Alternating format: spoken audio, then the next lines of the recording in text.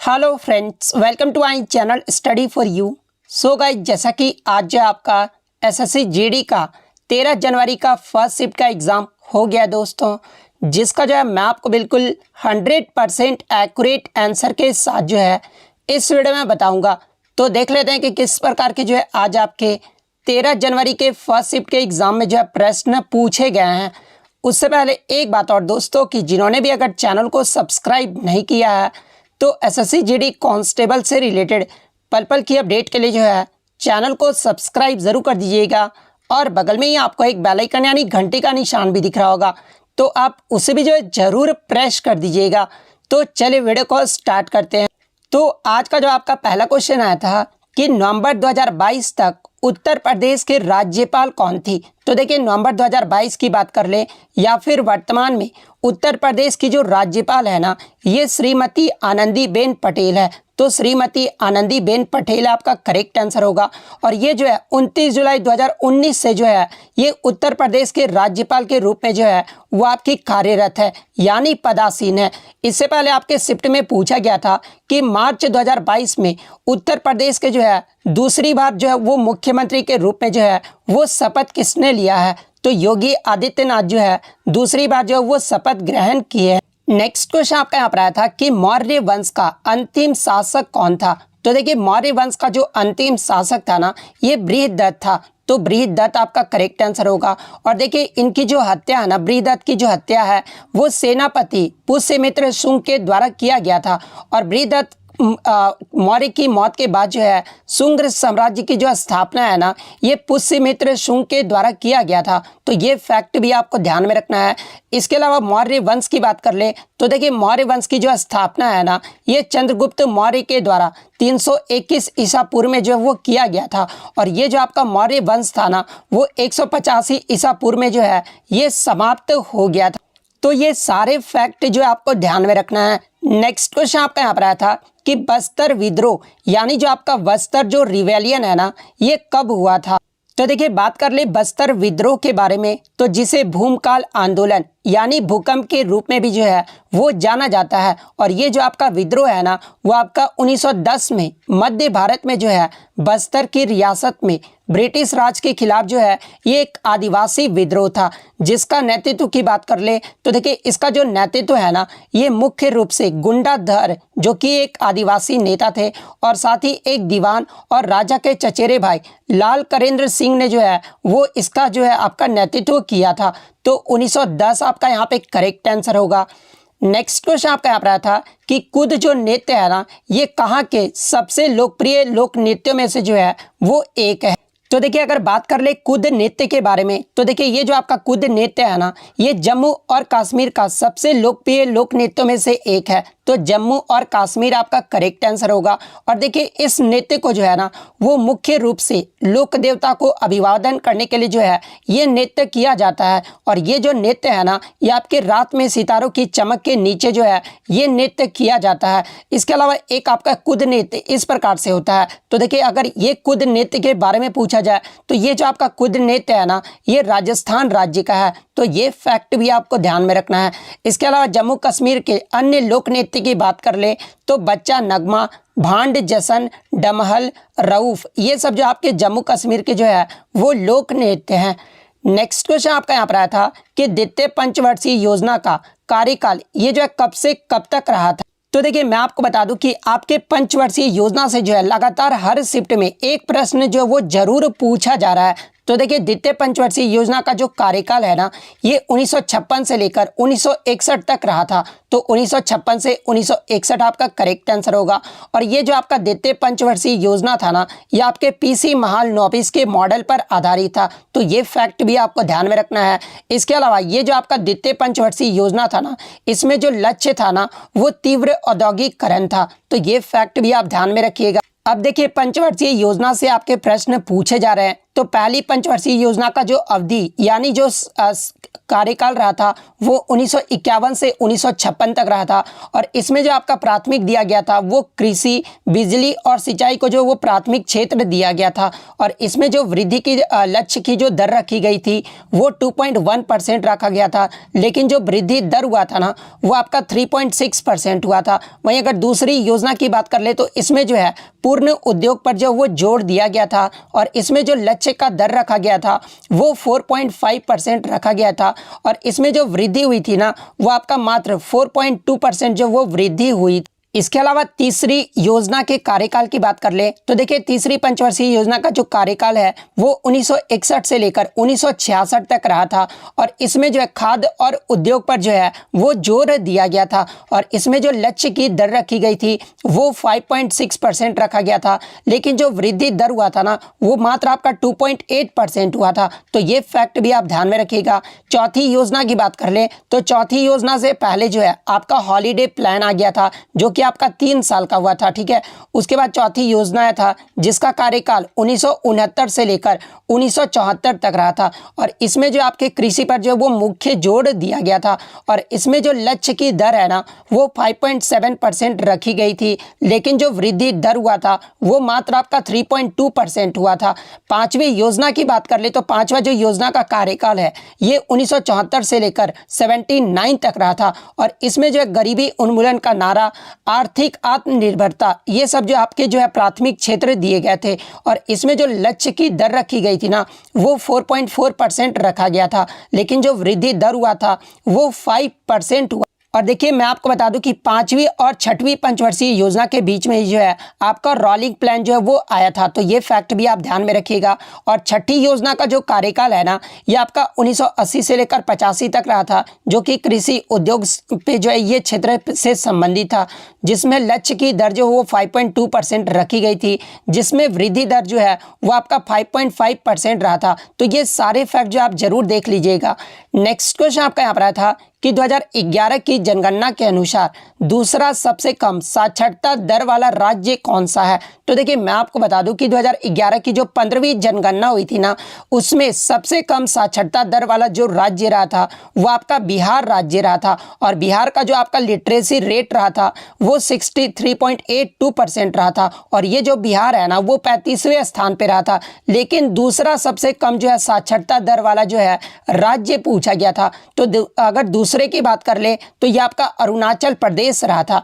अरुणाचल प्रदेश की जो साक्षरता दर है ना वो आपका 65.38% रहा था और अरुणाचल प्रदेश जो है ये 34वें स्थान पे रहा था। तो अरुणाचल प्रदेश आपका करेक्ट आंसर होगा।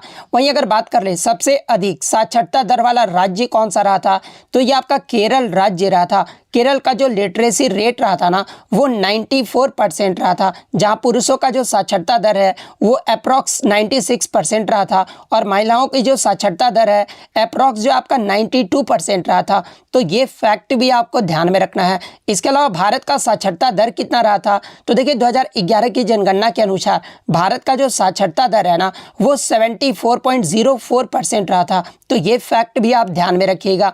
नेक्स्ट क्वेश्चन आपका यहाँ पर आया था कि खाना पकाने कौन सा परिवर्तन यानी किस प्रकार की जो है प्रक्रिया है। तो देखिए जहाँ पे ऑप्शन में आपका भौतिक परिवर्तन, रासायनिक परिवर्तन, शारीरिक परिवर्तन और इनमें से कोई नहीं दिया गया था।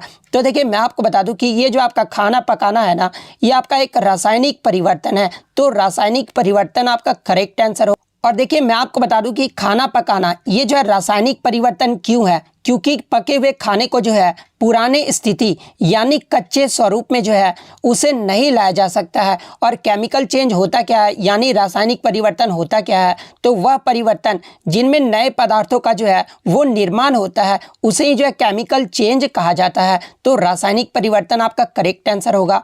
नेक्स्ट क्वेश्चन आपका यहाँ पर आया था कि भारतीय ओलंपिक संघ यानी इंडियन ओलंपिक एसोसिएशन की जो स्थापना है ना ये कब हुई थी। तो देखिए इंडियन ओलंपिक एसोसिएशन की जो स्थापना है ये 1927 में हुआ था, जिसके पहले अध्यक्ष की बात कर ले तो ये आपके दोराबजी टाटा थे। तो 1927 आपका करेक्ट आंसर होगा। बात कर ले आईओए का जो है मुख्यालय कहाँ पर है, तो ये आपका नई दिल्ली में स्थित है। वर्तमान में इसके अध्यक्ष कौन है, तो ये आपके पीटी उषा है। प्रधान सचिव की बात कर ले तो राजीव मेहता जो है इसके प्रधान सचिव है। अंतर्राष्ट्रीय ओलंपिक समिति की बात कर ले तो देखिए अंतर्राष्ट्रीय ओलंपिक समिति की जो स्थापना है ना ये 23 जून 1894 को हुआ था और इसका जो मुख्यालय है ना ये आपके लॉसने स्विट्जरलैंड में है। और वर्तमान में जो इसके अध्यक्ष है वो आपके थॉमस बाच हैं जो कि जर्मनी के हैं। तो ये फैक्ट भी आप ध्यान में रखिए। नेक्स्ट क्वेश्चन आपका यहाँ पर आया था कि 1950 जब संविधान लागू हुआ था ना उस समय जो है क्या शामिल नहीं था। तो देखिए मैं आपको बता दूं कि हमारा जो संविधान है वो 26 जनवरी 1950 को जो है ये लागू हुआ। और देखिए उस समय जो आपका फंडामेंटल ड्यूटी यानी मौलिक कर्तव्य को जो है वो शामिल नहीं किया गया था। मौलिक कर्तव्य को कब जोड़ा गया था, तो देखिए 42वें संविधान संशोधन 1976 के द्वारा जो है हमारे स्वर्ण सिंह सिफारिश पर 10 मौलिक कर्तव्य को जो है वो जोड़ा गया था। और 11वां जो मौलिक कर्तव्य है ना ये आपका 86वें संविधान संशोधन 2002 में जो है 11वां मौलिक कर्तव्य को जो है वो जोड़ा गया था, जो कि आपके अनुच्छेद 51A और भाग 4 के क में जो है नागरिकों के लिए मौलिक कर्तव्य को जो है वो जोड़ा गया था। और देखिए 42वें संविधान संशोधन को जो है वो लघु संविधान भी जो है वो कहा जाता है। इसके अलावा मैं आपको बता दूं कि 42वें संविधान संशोधन की प्रस्तावना में जो है आपके 3 शब्द जोड़े गए थे और वो 3 शब्द कौन कौन से हैं, तो एक तो आपका समाजवादी है, सेकंड आपका पंथ निरपेक्ष है और थर्ड आपका अखंडता। ये 3 नए शब्द जो है वो आपके 42वें संविधान संशोधन की प्रस्तावना में जो है वो जोड़ा गया था। तो मौलिक कर्तव्य आपका करेक्ट आंसर होगा। नेक्स्ट क्वेश्चन आपका यहाँ पर आया था कि सुप्रीम कोर्ट की जो स्थापना है ना ये कब हुई थी। तो देखिए सुप्रीम कोर्ट को जो है पहले फेडरल कोर्ट ऑफ इंडिया के रूप में जो है वो जाना जाता था और फेडरल कोर्ट ऑफ इंडिया की जो स्थापना है ना ये 1 अक्टूबर 1937 को हुआ था। लेकिन बाद में सुप्रीम कोर्ट ऑफ इंडिया के रूप में जो है इसकी स्थापना 28 जनवरी 1950 को किया गया था। तो 28 जनवरी 1950 आपका करेक्ट आंसर होगा। बात कर ले सुप्रीम कोर्ट के वर्तमान में जो है 50वें मुख्य न्यायाधीश कौन है, तो देखिए 50वें नंबर के जो वर्तमान में मुख्य न्यायाधीश है ना ये आपके धनंजय वाई चंद्रचूड़ है। तो ये फैक्ट भी आपको ध्यान में रखना है। नेक्स्ट क्वेश्चन आपका यहाँ पर आया था कि स्थिरता के साथ विकास ये जो है कौन सी पंचवर्षीय योजना का जो है मुख्य उद्देश्य। तो देखिए चौथी पंचवर्षीय योजना का जो है 2 उद्देश्य दिया गया था। पहला ही जो उद्देश्य था ना वो स्थिरता के साथ विकास था और दूसरा जो उद्देश्य था वो आत्मनिर्भरता की स्थिति जो है वो प्राप्त करना था। तो आपसे स्थिरता के साथ विकास कौन सी पंचवर्षीय योजना का उद्देश्य था, तो ये आपका चौथी पंचवर्षीय योजना का उद्देश्य था।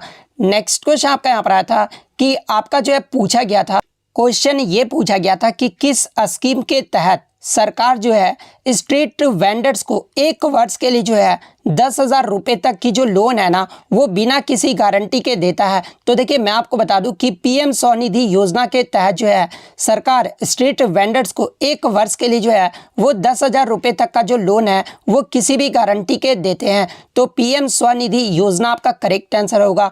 बात कर ले पीएम स्वनिधि योजना के बारे में, तो ये जो है किस मंत्रालय की पहल है, तो देखिए ये जो है इसका जो है 2020 में शुरू किया गया था और ये जो आपका आवास और शहरी मामलों के मंत्रालय की जो है एक पहल है। तो ये मंत्रालय का नाम भी आपको ध्यान में रखना है। नेक्स्ट क्वेश्चन आपका यहाँ पर आया था कि 2018 का जो एशियन गेम्स हुआ था ना इसका मोटो यानी थीम जो है वो क्या रहा था। तो देखिए 2018 का जो एशियन गेम्स हुआ था ना ये आपके जो है इंडोनेशिया की राजधानी जकार्ता और पैलमबर्ग शहर में हुआ था। और इससे पहले आपका पूछा गया था कि जो आपका 2018 का एशियन गेम्स हुआ था इसमें जो है कितने इवेंट्स हुए थे। तो देखिए 46 स्पोर्ट्स में जो है आपके टोटल 465 जो है वो इवेंट्स हुए थे। और मैं आपको बता दूं कि इसका जो मोटो यानी थीम जो रहा था वो एनर्जी ऑफ एशिया रहा था। तो एनर्जी ऑफ एशिया आपका करेक्ट आंसर होगा। इसके अलावा बात कर ले भारत की रैंक क्या रही थी, तो देखिए 2018 के एशियन गेम्स में भारत जो है वो 8वें पायदान पे रहा था। भारत ने जो है टोटल 70 मेडल जीते थे जिसमें 16 गोल्ड, 23 सिल्वर और 31 जो था वो ब्रॉन्ज मेडल था। और पहले स्थान पे जो देश रहा था वो चीन देश रहा था और सेकंड स्थान पे जो वो आपका जापान देश रहा था।